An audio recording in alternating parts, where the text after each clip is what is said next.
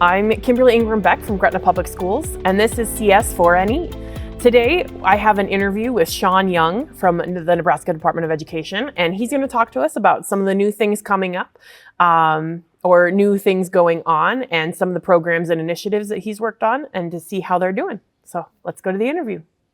All right. Thanks so much for joining us, Shaun. Could you tell us a little bit about what's going on with the Nebraska Department of Education? Yeah, so there's quite a few things going on. We're still working with CodeHS right now to deliver professional development to teachers across Nebraska. We've had a ton of participation so far. So to this point in time, end of September 2025, we've had close to 300 teachers take at least one professional development, like training opportunity from CodeHS. The average number of trainings that teachers have done is almost 4.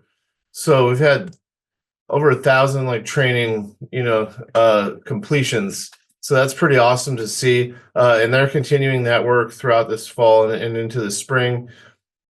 We've also got a new supplemental endorsement in computer science that's been added to Rule 24.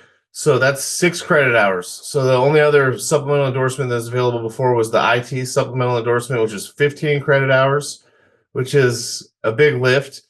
We've had one teacher complete that, I think, in the last 3 years.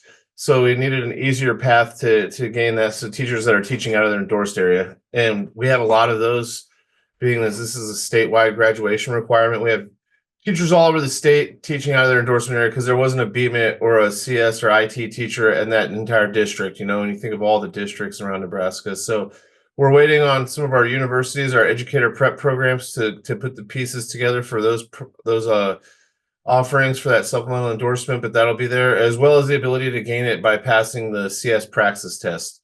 And that should be finalized in the coming weeks, the ability to gain the endorsement just by passing the praxis test, which is not an easy test, but it is an option if you're at that level, or the CodeHS is offering a praxis training, 13 weeks long. Is quite involved because it is a pretty tough test, but we have that.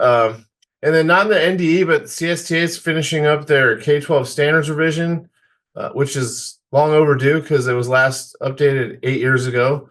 That'll be coming out in the spring or around CSTA conference next summer, which is right in line with when the NDE is going to be revising all CTE standards. And so that'll be a great time for us to get more into K-12 CS guidance. Next year, we'll also have our first of all annual reports due on the state of CS for each school district. They have to submit those to their local school boards and to the NDE. And we'll have guidance around data collection and what kind of things to maybe include on that report. But the pieces are kind of falling into place here. I think a lot of schools and teachers are kind of getting a hang of how they're going to pull off this big lift, this graduation requirement, every kid in the state. So seeing fewer questions and more action, which means that I think more and more districts have the tools they need to pull this off. That's awesome. Yeah. All right. Well, thank you so much for joining us. Yep. Thank you, Shaun. It was great having you join us again. Really great stuff that he talked about. I really like how he mentioned just the sheer volume of teachers who've taken some of these professional development offerings from CodeHS. It's really, really awesome that the stipend is allowing teachers to get a little more comfortable with the material and the subject matter. The praxis is also an option if you want to try that instead of doing the professional development. But thanks so much again, and we'll see you next time on CS4NE.